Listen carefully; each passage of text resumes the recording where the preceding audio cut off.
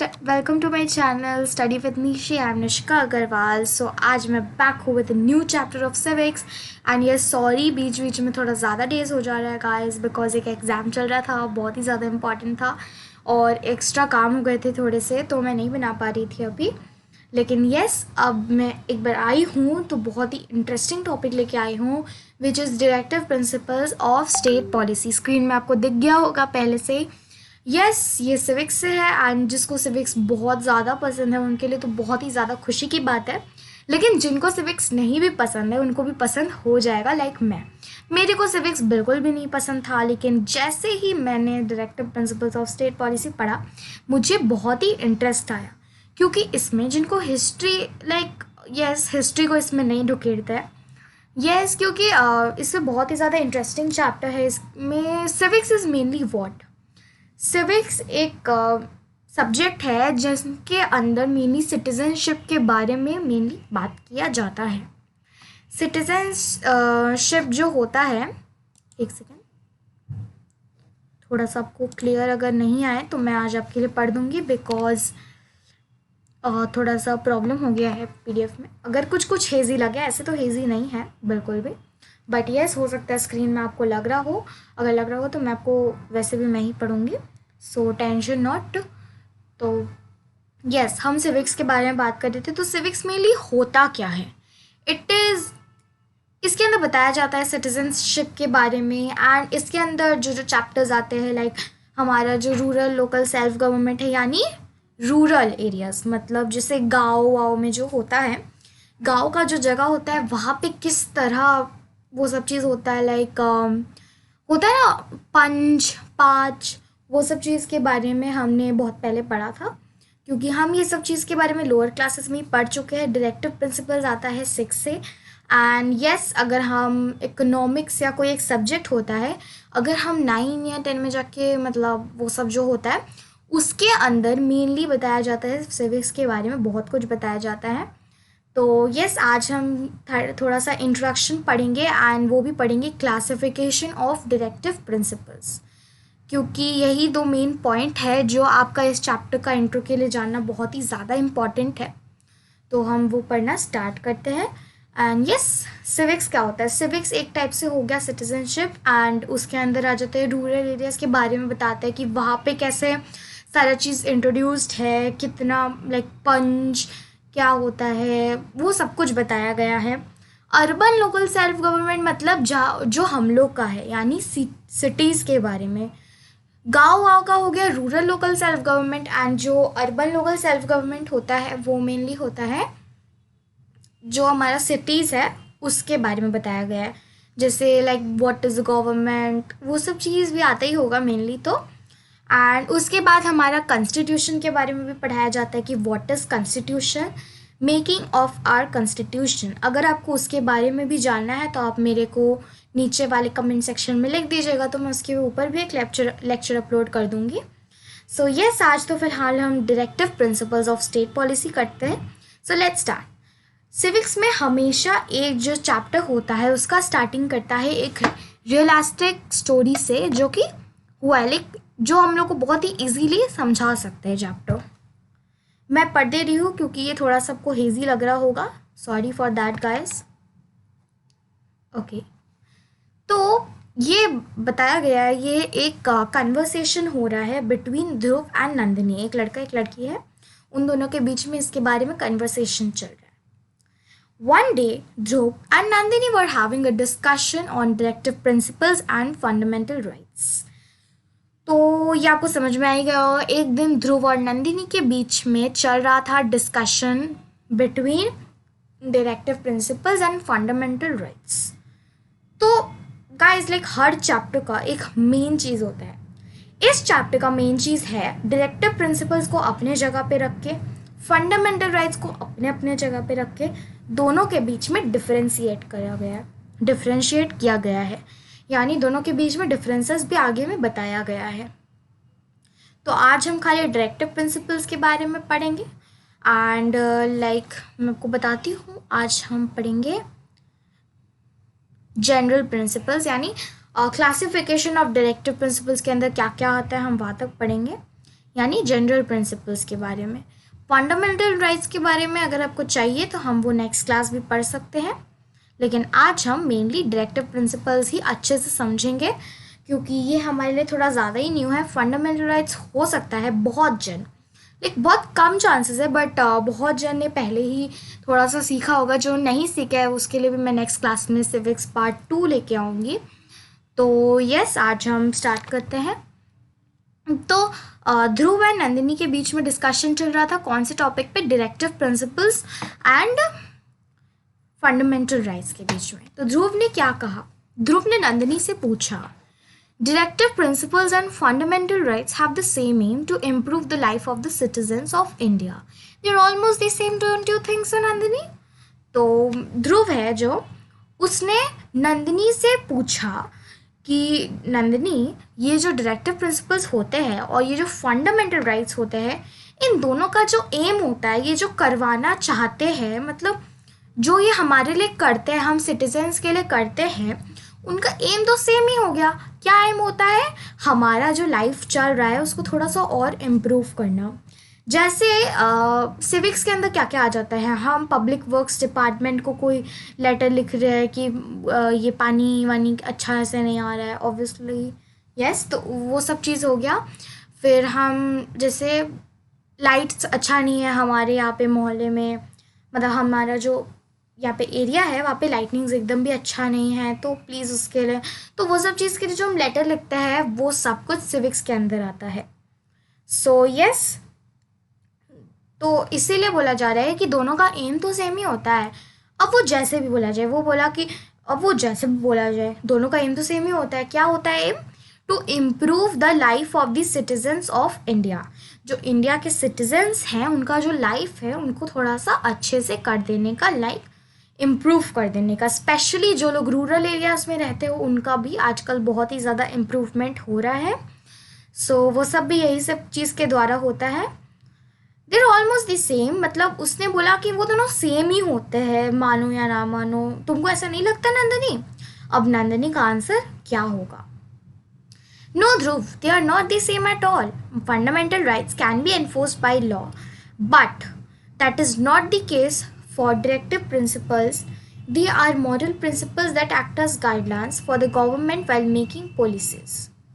Okay, so yes, अगर आपको directive principles का अच्छे वर्ड्स में समझना है तो मैं आपको नेट से समझा देती हूँ, क्योंकि ये सब आप जितना अच्छे से खुद से पढ़ के समझो वही उतना अच्छा होता है। तो उसने, नंदिनी ने कहा कि no Dhruv, they are not the same at all. Fundamental rights और डायरेक्टिव प्रिंसिपल्स कोई तरह से सेम नहीं है। फंडामेंटल राइट्स अपनी जगह पे, they can be enforced by the law. What is the meaning of this? Let's see.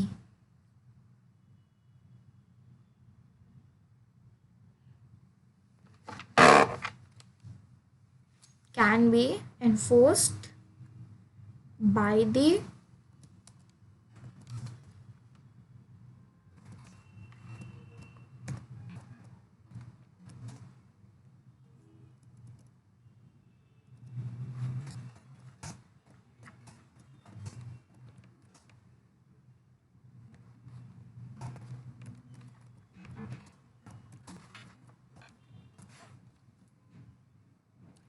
अच्छा, to make sure that people obey the law. Job of the police is to enforce. अच्छा, ये कुछ और लिखा गया, हम सर्च करते हैं मीनिंग।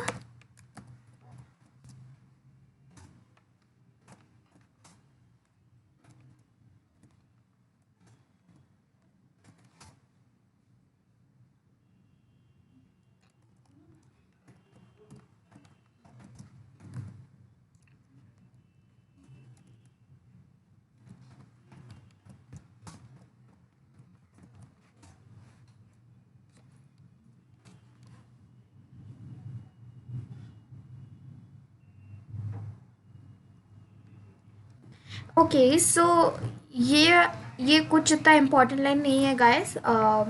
ये जस्ट बताया जा रहा है कि लॉ से एनफोर्स हो सकता है, लेकिन जो डायरेक्टिव प्रिंसिपल्स है वो मॉरल प्रिंसिपल्स होते हैं। वो मतलब प्रिंसिपल्स होते हैं जो कि गाइडलाइंस मतलब हो गया कि हमें क्या करना है क्या नहीं करना है, एक टाइप से रूल समझ लो आप. So that act as guidelines for the government while making policies.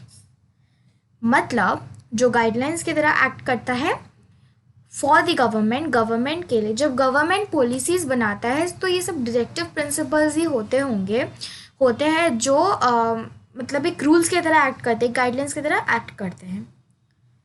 The framers of our constitution had desire to see India as a welfare state. तो जो हमारा फ्रेमर्स ऑफ कॉन्स्टिट्यूशन है, मतलब हमारा कॉन्स्टिट्यूशन को जो फ्रेम किया है, उनका मन है कि इंडिया को एक वेलफेयर स्टेट की तरह देखे. वेलफेयर स्टेट का मीनिंग क्या होता है? A welfare state is a country, एक कंट्री होता है where citizens are guaranteed a healthy standard of living.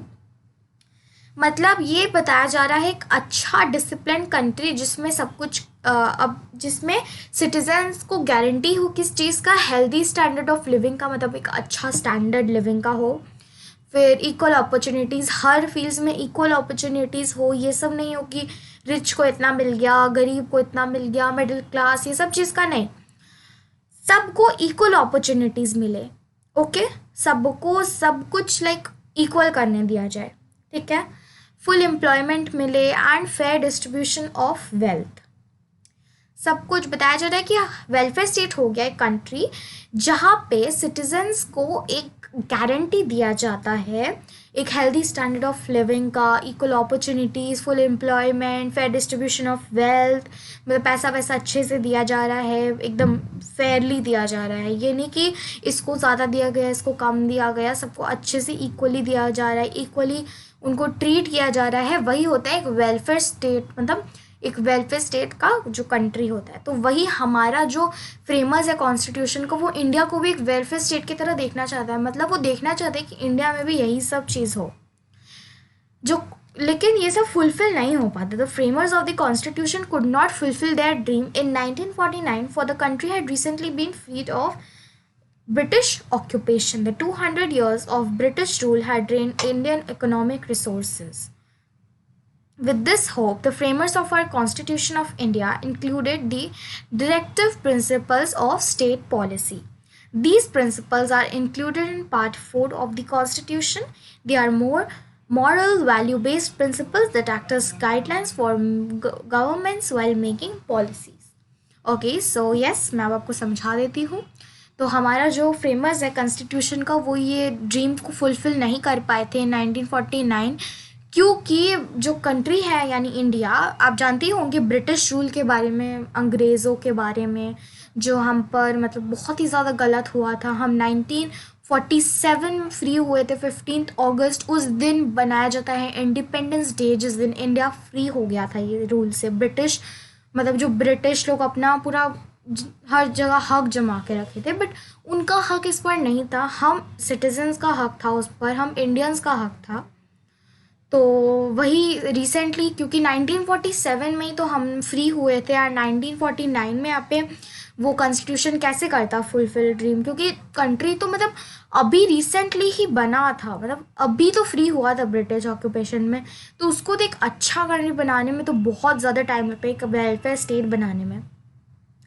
And जो 200 साल चला, मतलब 200 इयर्स ब्रिटिश रूल का जो चला, वो पूरा जो इंडिया का इकोनॉमिक रिसोर्सेज होता है, मतलब जैसे बता दीजिए लाइक यही सब चीज़, डिसिप्लिन, फिर जो पैसा वैसा सब कुछ बहुत ख़राब हो गया था. अभी फ़िलहाल हमारा जो इंडिया है उसमें बहुत ही कुछ अच्छा हो गया है. जैसे उसका इकोनॉमिक रिसोर्सेज भी बहुत कुछ अच्छा है, सभी कुछ अच्छा है, उसको हम वेलफेयर स्टेट बोल सकते हैं फिर भी. लेकिन उस समय बताने का चांस ही नहीं था, क्योंकि सारा जो ब्रिटिश थे ना, वो लोग सब कुछ बर्बाद करके चले गए थे. उसको वापस एक अच्छा वेलफेयर स्टेट बनाने में बहुत टाइम लगता, और वो टाइम तो फिर बहुत टाइम लग जाता, क्योंकि 1947 में ही तो इंडिया फ्री हुआ था, और 1949 में ये ड्रीम नहीं हो पाया था फुलफिल. यही होप के साथ जो हमारे कॉन्स्टिट्यूशन के फ्रेमर्स हैं, उन्होंने directive principles of state policy बनाया. ये जो प्रिंसिपल्स है ये पार्ट 4 ऑफ द कॉन्स्टिट्यूशन में इंक्लूडेड है. पार्ट 4 ऑफ द कॉन्स्टिट्यूशन, ये एग्जैक्टली आप हायर क्लासेस में जाके समझ जाओगे। पार्ट 3, पार्ट 4, ये एग्जैक्टली क्या होता है ये मुझे भी उतना अच्छे से नहीं पता, बट येस अभी हम समझ सकते हैं अच्छे से कि ये जो प्रिंसिपल्स होता है वो पार्ट 4 ऑफ द कॉन्स्टिट्यूशन में इंक्लूडेड होता है। और गाइज ये सब थोड़े से मेन लाइंस है, ये सब बहुत ही ज़्यादा कॉमन क्वेश्चंस है जो आते हैं। और मॉरल वैल्यू बेस्ड प्रिंसिपल्स, यहाँ पे फिर बताया गया है कि डायरेक्टिव प्रिंसिपल्स होते क्या है, ऊपर में भी हमने पढ़ा दिया। मॉरल वैल्यू बेस्ड प्रिंसिपल्स, ये सब प्रिंसिपल्स होते हैं जो कि रूल्स यानी गाइडलाइंस की तरह एक्ट करते हैं। किसके लिए? गवर्नमेंट्स के लिए। गवर्नमेंट्स के लिए एक्ट करते हैं वाइल मेकिंग पॉलिसीज बनाते समय वो गवर्नमेंट के लिए एक्ट करते हैं। Next is our classification of directive principles. अच्छा हम पहले नाउ यू नो पढ़ते हैं। नाउ यू नो गाइज आप भी ज़रूर से पढ़ा कीजिए, ये सब बहुत ही ज़्यादा इंपॉर्टेंट होते हैं, सब एग्जाम्स में यहाँ से क्वेश्चन आते ही आते हैं।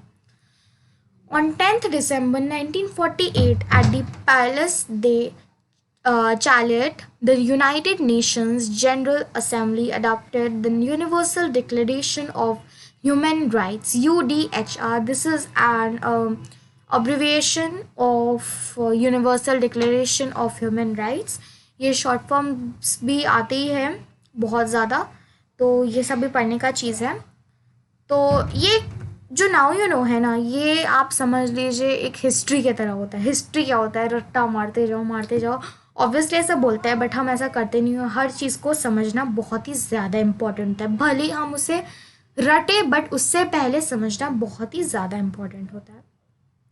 तो इसमें कुछ इम्पोर्टेंट तो बहुत है लेकिन इसमें कुछ समझाने का नहीं है कि यहाँ पे वही बोला जा रहा है कि जो 10 दिसंबर 1948 है, Palais de Chaillot, what is this, sorry guys, let's spell it chariot, जो है वहाँ पे जो यूनाइटेड नेशंस जनरल असेंबली हुआ है, वो लोग क्या अडॉप्ट किए? यूडीएचआर मतलब universal declaration of human rights. हमारे जो राइट्स है उसको डिक्लेयर किया गया, मतलब यूनिवर्सल डिक्लेरेशन मतलब बहुत अच्छे से डिक्लेयर किया गया था। द मेन मोटिवेशन बिहाइंड, अच्छा ये थोड़ा सा समझने का है, ये जो main motivation behind the declaration was tied to the horrific experiences of the Second World War. The UDHR represents the first global expression of rights to which all human beings are inherently entitled. मतलब हो गया जो main इसका जो M समझिए motivation था, इसका motive जो था मेन था, इस डिक्लेरेशन जो हुआ, जो universal declaration of human rights था, इसके पीछे में जो मेन मोटिव था वो था was tied to the horrific experiences. कुछ सेकेंड वर्ल्ड वार हुआ था तो उसका बहुत ही ज़्यादा हॉरिफिक बहुत ही ज़्यादा अजीब एक्सपीरियंसेस था, तो वही था, उससे ही ये बंधा हुआ था पूरा। ये जो हुआ था हम लोग का मेन, ये जो यूडीएचआर हुआ था इसका मेन मोटिव यही, इससे ही बंधा हुआ था पूरा। द यूडीएचआर रिप्रेजेंट्स जो होता है वो first global expression of rights, ये हमारा फर्स्ट ग्लोबल एक्सप्रेशन राइट्स था, to which all human beings are inherently entitled. Okay, now we will study the main thing, classification of directive principles. Guys ये now you know बहुत ही ज़्यादा important था but इसमें खाली पढ़ने का था, कुछ समझने का नहीं था। लाइक ये डेट्स क्या हुआ, क्या शॉर्ट फॉर्म है यूडीएचआर का, वही सब चीज़, आई मीन टू से long form, full form. Classification of directive principles. The directive principles of state policy could not be added to the fundamental rights. अच्छा, they are non-justiciable and thus cannot be enforced by law. Okay, so जो directive principles of state policy है वो fundamental rights में add नहीं हो पाया था। क्यों? जो डायरेक्टिव प्रिंसिपल्स है वो नॉन जस्टिसिएबल है और एनफोर्स नहीं हो सकता है लॉ से। नॉन जस्टिसिएबल मतलब लाइक बीच में आपको अगर ये केस पता होगा, एसिड अटैक्स, मतलब कुछ भी एक अटैक वटैक होता है तो वी वांट जस्टिस, ऐसा आपने सुना ही होगा, वी वांट जस्टिस। जस्टिस का मीनिंग होता है कि हाँ हमें भी इसका बदले में चाहिए है कि ये जो गलती हुई है हमें, कैसे बताऊँ आपको, जस्टिस का एग्जैक्ट मीनिंग किसी के पास, मतलब मेरे पास तो नहीं है, लेकिन हाँ दे आर नॉन जस्टिशिएबल और एनफोर्स नहीं हो सकता है लॉ से। और जो डायरेक्टिव प्रिंसिपल्स है इसका वापस से डेफिनेशन रिपीट किया गया, they simply act as guidelines for the government for establishing a welfare state.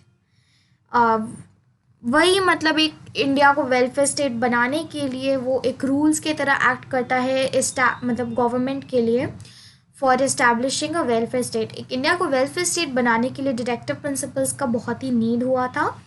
वही पीछे वाले पेज में भी बोला गया था कि जो फ्रेमर्स थे कॉन्स्टिट्यूशन के, वो अपना ड्रीम फुलफिल नहीं कर पाए थे, इसीलिए फाइनली यहीं पर दिया हुआ है ये वाला लाइन, आप देख सकते हैं। हाँ, यही वो लोग नहीं कर पाए थे, लेकिन ये होप के साथ जो फ्रेमर्स थे कॉन्स्टिट्यूशन में, वो directive principles of state policy को इंक्लूड किए थे। Okay, the central and state governments are supposed to enact them into laws keeping in the mind the welfare and benefit of the subjects। जो central और state governments होते हैं वो ये सब जो लॉज हैं, like directive principles of state policy का जो लॉज है उसको माइंड में रखते हुए the welfare, keeping in mind the welfare and benefits of the subjects. मतलब हो गया the central and state governments जो होते हैं are suppose to enact them into laws. जो डायरेक्टिव प्रिंसिपल्स होते हैं उसको लॉज में एनैक्ट करते हैं, क्या माइंड में रख के, यही माइंड में रख के कि welfare and benefits of the subjects. अगर ये वेलफेयर स्टेट बन गया तो इसका क्या बेनिफिट्स होगा, फिर यही सब चीज़ को माइंड में रखते हुए ये लोग ये जो डायरेक्टिव प्रिंसिपल्स है इसको अपने लॉज के अंदर एनैक्ट करते हैं। Directive principles may be classified into 3 categories. This is important. Principles promoting economic equality, Gandhian principles, general principles. So इसके बारे में हम पढ़ना अब स्टार्ट करते हैं। Guys, if you want, you can drink water.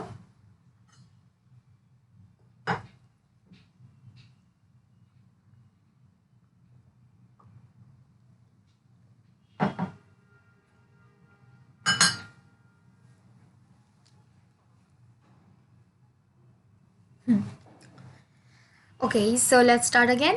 Principles promoting economic equality, ये इससे हम start करेंगे पढ़ना।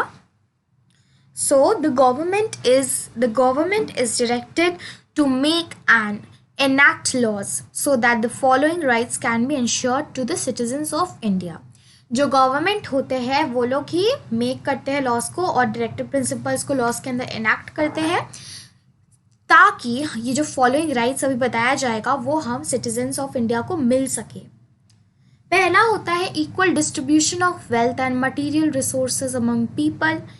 मतलब इक्वल डिस्ट्रीब्यूशन ऑफ वेल्थ मतलब हर चीज़ का इक्वली डिस्ट्रीब्यूट हो। हम ये लाइन को नहीं पकड़ते हैं बट फिर भी मैं आपको बताती हूँ, हर चीज़ में हर सिटीजनशिप के लिए इक्वल अपॉर्चुनिटीज़ बहुत ज़्यादा इम्पॉर्टेंट होते हैं।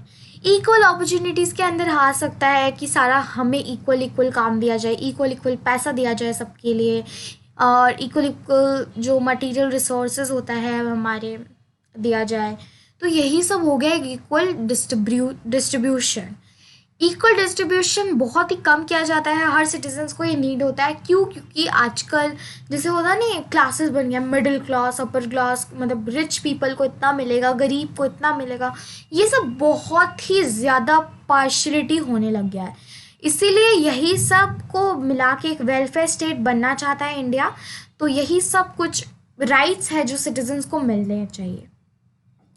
ये हो गया।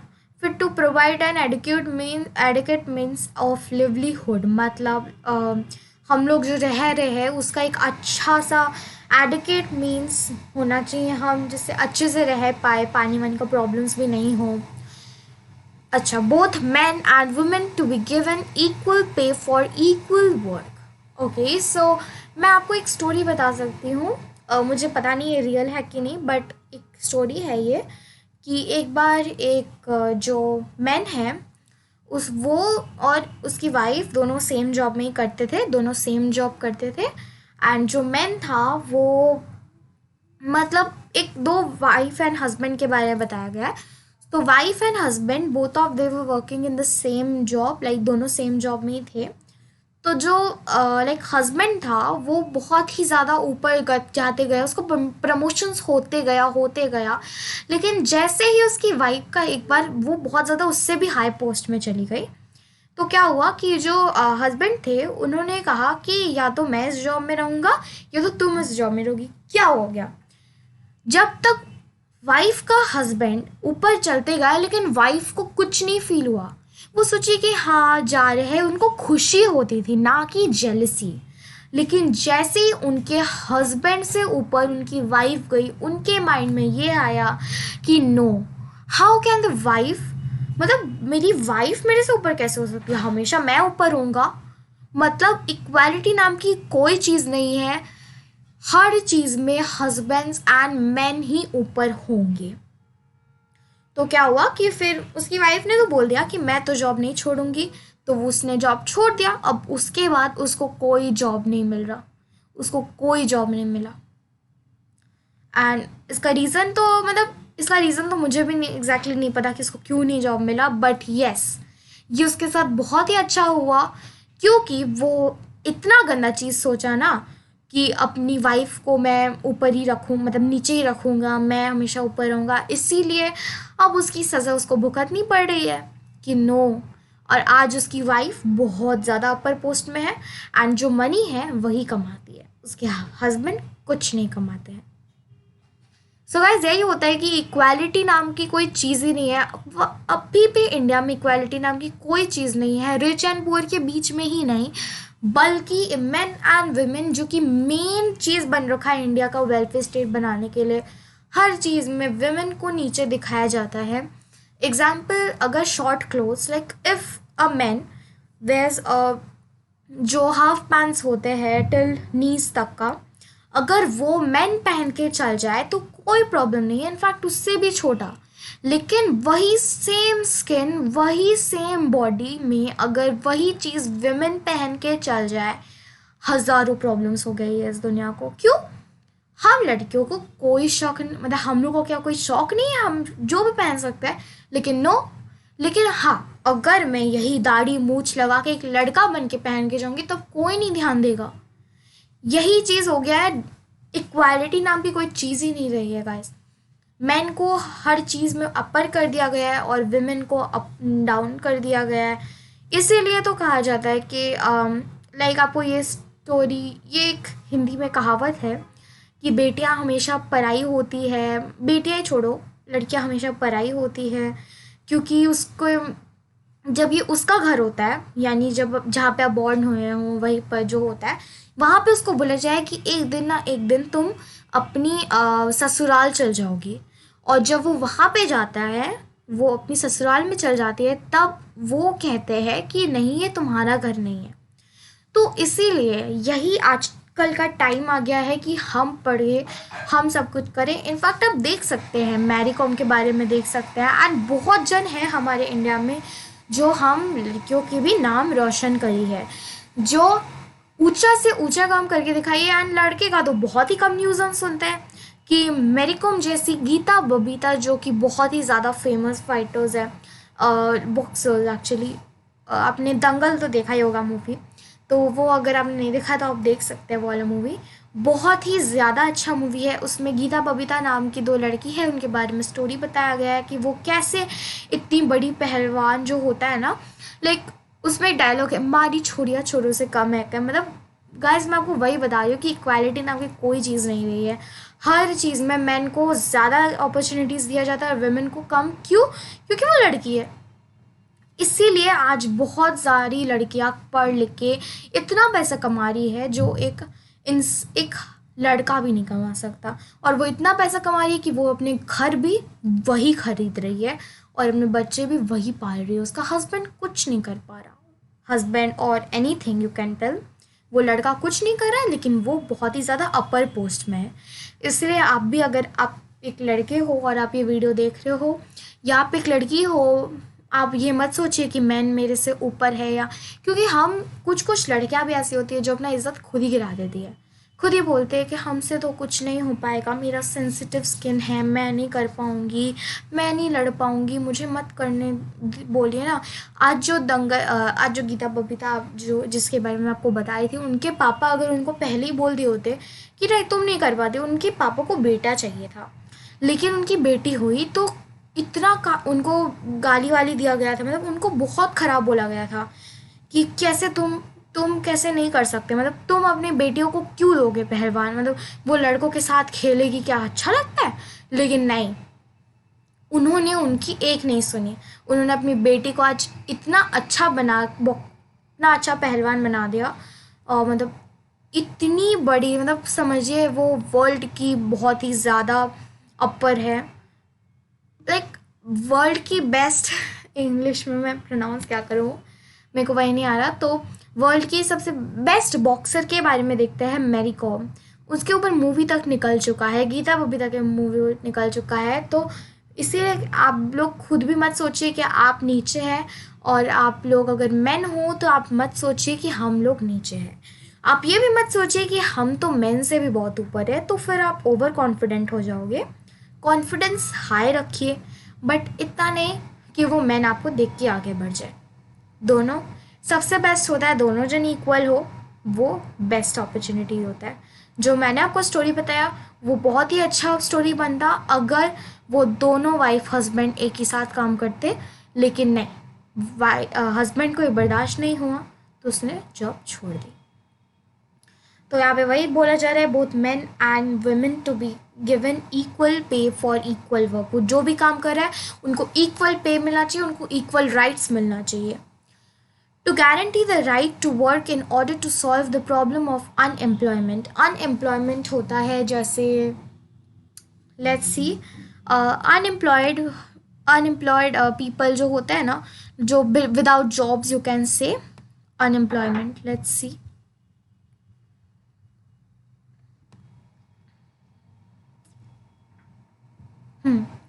Unemployed, it's meaning an individual without work. मैंने बोला ना जिनके पास काम नहीं होता है, तो वही यहाँ पे बोला जा रहा है कि एक और राइट जो है, हाँ, to guarantee the right to work in order, जो सिटीज़न है उनको वर्क दे देना चाहिए, मतलब जैसे भी गारंटी होना चाहिए कि हाँ, अगर किसी के पास जो अनएम्प्लॉयड है, पढ़ा लिखा नहीं है, उसके पास काम वाम नहीं है, तो उसको भी गारंटी होना चाहिए कि उनको भी काम मिल जाए, जिससे वो एटलीस्ट खा भी सके और उनका टाइम का सारा प्रॉब्लम सॉल्व हो जाए। To give public assistance in case of old age, illness और डिसेबिलिटी ऑफ एनी काइंड। जो पब्लिक असिस्टेंट होते हैं उनको दे देने के, जो लोग लाइक ओल्ड है बहुत ज़्यादा, जो लोग बीमार है, उनके लिए एक असिस्टेंस दिया जाए।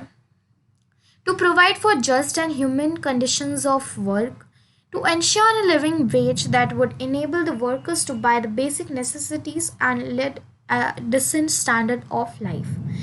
To ensure a living wage, wage का meaning होता है, let's see, wage का meaning होता है salary given in exchange of work। तो बोला जा रहा है कि टू प्रोवाइड नहीं, to ensure a living wage मतलब इंश्योर होना चाहिए, ये श्योरिटी होना चाहिए कि लिविंग वेज मिले, मतलब वो जो काम कर रहा है उसके बदले में उसको पैसा ही, मतलब टू प्रोवाइड मतलब बदले में उसको मिलना चाहिए पैसा या कुछ। तो इसीलिए ताकि वो जो काम कर रहा है उसको वेज मिले, जो कि जो हेल्पर्स लाइक वर्कर्स होते हैं उनके पास पैसे तो बहुत ही कम होते हैं, वो हमारे तरह हो सकता है कि वो इतना अच्छा लाइफ नहीं जीते हो, तो उनका ही लाइफ एटलीस्ट जो बेसिक नेसेसिटीज़ होता है लाइक खाना पीना एंड अच्छा एक लाइफ जीने के लिए, उनको जो मनी है जो वो काम कर रहे हैं उसके बदले में मिल जाना चाहिए। कुछ जो जॉब्स ऐसे होते हैं जो लोग के बदले में पैसा ही नहीं मिलता है, मतलब वो लोग अटका के रखते, बोलते हैं नहीं पैसा नहीं मिलेगा, तुम खाली ऐसे ही काम करो, तो वो नहीं होना चाहिए, उसको बदले में वेज मिलना चाहिए ताकि वो अपना जो बेसिक नेसेसिटीज़ है लाइक खाना पीना, अगर वो एक इल है, इल पीपल है, तो वो अपना चेकअप करवा सके। यही सब कुछ बेसिक नेसेसिटीज़ हो गए जिसके लिए, और एक अच्छा लाइफ जिससे वो एक अपना घर परिवार चला सके, उसके लिए उसको वेज मिल जाना चाहिए। The children and youth must be protected against exploitation, मतलब जो चिल्ड्रन है उसको एक्सप्लॉयटेशन से बचा के रखना चाहिए। What is exploitation? Let's see.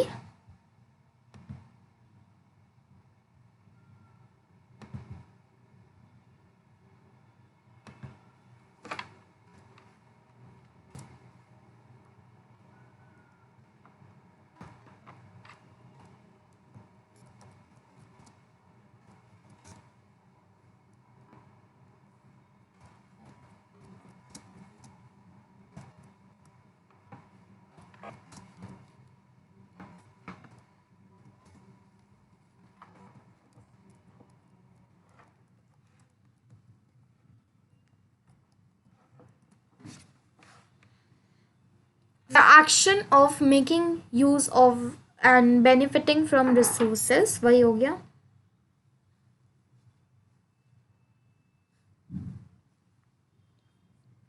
Okay, so next आता है हमारा Gandhian principles. Principles promoting economic equality जो होना चाहिए, वो उसका जो राइट्स होना चाहिए, जो गवर्नमेंट होता है वो लॉज को बनाता है और उसको इनैक्ट करता है विद डायरेक्टिव प्रिंसिपल्स। तो उसके लिए ये सब जो फॉलोइंग राइट्स है वो सब होना चाहिए एक सिटीजन्स ऑफ इंडिया को। Okay, to an individual citizen of India. Okay, now we will study about Gandhian principles, which is the second principle of directive principles of state policy. During India's long struggle for freedom, Mahatma Gandhi had envisaged a plan for social development. Some of his social and economic ideals were included in the constitution as directive principles. These are also termed as Gandhian principles. India का जब long time struggle था freedom के लिए, तब महात्मा गांधी ने एक तो plan निकाला था सोशल डेवलपमेंट के लिए। सोशल डेवलपमेंट हो गया जैसे जो सोशल वर्क होता है, लाइक मतलब जैसे आप बोल सकते हो किसानी वर्क, आई थिंक वही सोशल डेवलपमेंट होता है सोशल वर्क के बारे में। तो यही सब कुछ जो इकोनॉमिक आइडियाज़ थे, इकोनॉमिक्स किससे रिलेटेड, मतलब पैसा वैसा किससे रिलेटेड, एंड जो सोशल आइडियल्स थे वो कॉन्स्टिट्यूशन में इंक्लूडेड थे as term as directive principles. और यही सब को मिला के बोला जाता है गांधीयन प्रिंसिपल्स। जो मतलब जो उन्होंने आइडियाज़ वाइडियाज़ ढूंढा था उन सब गांधीयन प्रिंसिपल्स बोला गया था। Now let's see what are they.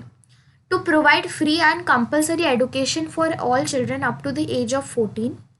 Her children जो लोग 14 ईयर्स के हैं उनको एक फ्री और कंपलसरी एडुकेशन मिलना ही चाहिए। मतलब एक लाइक एक जो चिल्ड्रन हो गया जो जिनके पास पैसा नहीं है उनको भी पढ़ने मिलना चाहिए फ्री, यानी उनको कोई पैसा ना देना पड़े, लेकिन जिनके पास पैसा नहीं है खाली उनके लिए उनको पैसा भी नहीं देना पड़े और वो पढ़ भी ले वो बच्चा। To provide cottage industries in the rural areas, जो मतलब गाँव वाँव का जगह होता है वहाँ पे एक अच्छा कॉटेज इंडस्ट्री हो।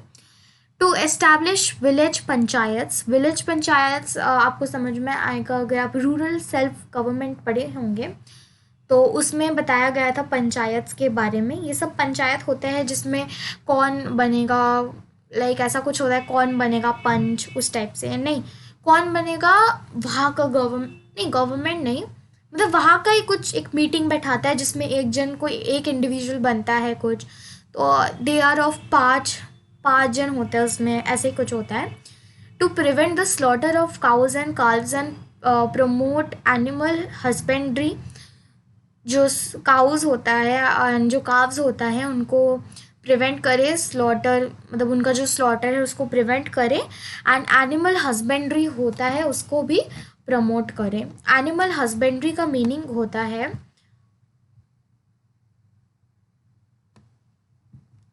Rearing of animals. Okay, so rearing of animals जो है हाँ, तो उसको भी प्रमोट करें। To to improve the level of nutrition to improve the level of nutrition and health of the people and raise their standard of living। जो nutrition का level है उसको भी इम्प्रूव करें और जो हेल्थ है पीपल का जिनका अच्छा नहीं है उसका भी स्टैंडर्ड, जो लिविंग का स्टैंडर्ड है उसको रेस करें। मतलब क्या क्या इम्प्रूव करे, द लेवल ऑफ न्यूट्रिशन को इम्प्रूव करे, पीपल का जो हेल्थ है उसको भी अच्छा रखे, इम्प्रूव करे, और उसका जो स्टैंडर्ड ऑफ लिविंग है अगर वो ख़राब है तो उसको भी थोड़ा रेस करें। To promote educational and economic interest of the weaker sections of the people belonging to the scheduled caste and scheduled tribe। SC and ST के बारे में आपको पता ही होगा, ये क्लासिफिकेशन होता है मेनली जो लाइक हर एक कास्ट के बारे में, हर एक ट्राइब, मतलब जो गरीब है उनका गरीब, ऐसा ही कुछ होता है। शेड्यूल्ड कास्ट एंड शेड्यूल्ड, इसके बारे में शॉर्टली आप पे दिया गया है। शेड्यूल्ड कास्ट मतलब एक कास्ट का डिवीज़न हो गया जो कि 8th schedule, division of caste listed in the 8th schedule of the Indian Constitution and recommend for special help in education and employment। Scheduled caste के अंदर आता है, एक डिवीज़न कास्ट का हो जाता है जो कि लिस्टेड है किसमें, 8th शेड्यूल में of the Indian constitution. Indian constitution का जो 8th शेड्यूल है उसमें लिस्टेड है ये शेड्यूल्ड कास्ट। मतलब एक कास्ट का डिवीज़न होता है बहुत बड़ा, लाइक हिंदी जो हिंदू मुस्लिम ये सब के बारे में ही डिवीज़न होता है। एंड जो special recommend for special help and special help और एडुकेशन के लिए, मतलब जो स्पेशल हेल्प होता है एडुकेशन में और एम्प्लॉयमेंट मतलब जॉब्स के लिए, उसके लिए रिकमेंड करता है। शेड्यूल्ड ट्राइब्स मतलब अ tribe listed in the 8th schedule of the Indian constitution, वही सेम लेकिन recommended for special consideration and education and employment. ये भी वही होता है जो एक ट्राइब हो गया, ट्राइब तो आप जानते ही होंगे। सो वही यहाँ पे बताया जा रहा है, टू जो शेड्यूल कास्ट है और शेड्यूल ट्राइब है उनको भी एडुकेशनल और इकोनॉमिक इंटरेस्ट होता है, जो weaker sections of the people, उसको भी उनको भी प्रमोट किया जाए। To prohibit the consumption of intoxicating drinks and drugs that's are injurious to health. ये सब जो गंदे ड्रिंक्स और ड्रग्स होते हैं जो मतलब जो हमारे हेल्थ को नुकसान पहुंचा सकते हैं, उनको एकदम दूर रखने का ये एक ठो हो गया। Guys, last but not the least, ये हमारा लास्ट प्रिंसिपल है, जनरल प्रिंसिपल्स। आई होप आपको ये दोनों प्रिंसिपल्स बिल्कुल अच्छे से क्लियर हो गए होंगे, एंड अगर नहीं हुए हैं तब आप कमेंट सेक्शन में लिख सकते हैं। जैसा कि मैं आपको हर क्लास में बोलती हूँ, अपना डिमांड्स, अपने सजेशंस, अगर आपको कुछ भी एक्स्ट्रा चाहिए तो आप वो सब कुछ कमेंट बॉक्स में लिख सकते हैं। एंड यस, कोई प्रॉब्लम हो तो मैं आपको फिर नेक्स्ट क्लास में, जो नेक्स्ट क्लास आपका बनाऊंगी उसमें मैं आपको सब कुछ क्लियर कर दूंगी, सारे डाउट्स। सो बट ऐसा बहुत ही ज़्यादा इजी वर्ड्स होते हैं सिविक्स के, तो आपको समझ आ ही गए होंगे। अब ये लास्ट प्रिंसिपल है, general principles. General principles, the general principles are related to the matters dealing with the administration, environment, monuments and international peace and understanding। Okay, so जो जनरल प्रिंसिपल्स होते हैं वो किससे रिलेटेड होते हैं, मैटर्स, किस matter से रिलेटेड होते हैं, एडमिनिस्ट्रेशन, फिर हमारा जो एनवायरनमेंट है उससे, फिर मॉन्यूमेंट्स जो होते हैं, मॉन्यूमेंट्स जैसे अंदर आ गया ताजमहल, फिर बहुत सारे मॉन्यूमेंट्स होते हैं ना, वही इंटरनेशनल पीस होता है और जो अंडरस्टैंडिंग होता है उससे ही रिलेट करता है ये। पहला हो गया to protect and improve the environment and safeguard forest and wildlife. मतलब जो एनवायरनमेंट है उसको एकदम अच्छे से प्रोटेक्ट करके रखना, यानी ट्रीज वीज कट डाउन नहीं करना, फॉरेस्ट में किसी भी लाइक जो वाइल्ड लाइफ मतलब हो गया जो भी एनिमल्स हैं उनको कोई हार्म नहीं करना, और फॉरेस्ट में जो ट्रीज़ होता है उसको काटना नहीं चाहिए, एंड एनवायरनमेंट को पूरा सेफ रखना, अच्छे से प्रोटेक्टेड एंड अच्छा रखना, क्लीन रखना। To promote international peace and understanding by maintaining just and honourable relations with other nations, respecting the international laws and settling disputes peacefully, मतलब जो इंटरनेशनल पीस और अंडरस्टैंडिंग होता है उसको भी प्रमोट करना। कैसे? Bye maintaining just and honourable relations, मतलब एक अच्छे से ऑनरेबल रिलेशन जो होता है, दूसरे जो नेशंस हैं उनसे भी एक अच्छा रिलेशन मेंटेन करके रखना, और उनके भी इंटरनेशनल लॉज को रिस्पेक्ट करना, और उनका जो डिस्प्यूट्स है उसको सेटल पीसफुली करना। To protect national monuments, places, objects of national importance, जो मॉन्यूमेंट्स होता है उसको गंदा नहीं करना, अच्छे से प्रोटेक्टेड रखना। एंड जो प्लेसेस लाइक ताजमहल समझिए, सब कुछ में मैं आपको ताजमहल का बहुत मेन एग्जांपल दे रही हूँ क्योंकि बहुत कॉमन है वो। टू वही सबको एकदम अच्छे से प्रोटेक्टेड रखना, उसको क्लीन रखना, उसको गंदा ना करना, और उसको भी रिस्पेक्ट देना। Of and objects of national importance, जो नेशनलिटी से रिलेटेड है उनको भी अच्छे से इम्पोर्टेंस देना एंड रिस्पेक्ट करना। सो यहीं पर हमारा एंड भी होता है जनरल प्रिंसिपल्स। क्लासिफिकेशन ऑफ हमने पढ़ दिया है ऑफ डायरेक्टिव प्रिंसिपल्स। अगर आपको इसके आगे का जो होता है फंडामेंटल, बिकॉज गाइज ये जो एक तो डायरेक्टिव प्रिंसिपल्स ख़त्म हुआ है, ये आपका एक बार पढ़ना बहुत ही ज़रूरी है, तो ये आप एक बार पढ़ ही लीजिएगा ताकि आपका सब कुछ क्लियर हो जाए, जो भी डाउट्स वाउट्स है वो सभी मैं क्लियर कर दूँ।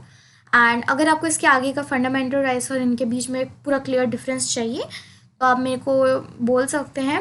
मैं लेके आ ही जाऊंगी पार्ट 2 में, लेकिन हाँ उससे पहले आप ये ज़रूर से पढ़ लीजिए गाइस, ताकि मैं आपको बीच में बहुत दिनों का भी टाइम देती हूँ, आप अच्छे से पढ़िए, फिर ही मैं आपके लिए पार्ट 2 लेके आऊँगी, ताकि आपको कोई हड़बड़ी नहीं रहे कि मेरा पार्ट 2 निकल जाए। सो यस, अच्छे से पढ़िए। एंड यस, अगर आपको मेरे हार्डवर्क्स अच्छे लग रहे हैं तो आप वीडियो को प्लीज़ लाइक कीजिए गाइस, एंड चैनल को सब्सक्राइब कर दीजिए ताकि आपको मेरे टाइम टू टाइम कंटेंट्स मिलते रहे। एंड पास वाले बेल आइकन को भी प्रेस कर दीजिए ताकि जब भी मेरा लेक्चर सामने आए तो आपको सबसे पहले नोटिफिकेशन आ जाए। तो yes, that's all for today, and I hope आपको सब कुछ क्लियरली समझ आ ही रहा होगा। और मेरा पहले वाला व्लॉग मैंने अभी डाला था जिससे आपको बहुत ही ज़्यादा मोटिवेशन मिला होगा, आई एम 100% श्योर, क्योंकि that was a study vlog and वो मेरा एग्ज़ाम के पहले का रूटीन था। तो बहुत ही अच्छे से आपको सब कुछ अच्छे से, पूरा एक्स्ट्रा कुछ भी नहीं लगा होगा आई होप। एंड उसमें आपको मैंने कुछ टिप्स दिए हैं एग्ज़ाम के, तो वो भी आपको समझ में आ ही गए होंगे। So yes guys, that's all for today, thanks for watching, and yes सब कुछ पढ़ते रहिए, study more study hard. Thank you.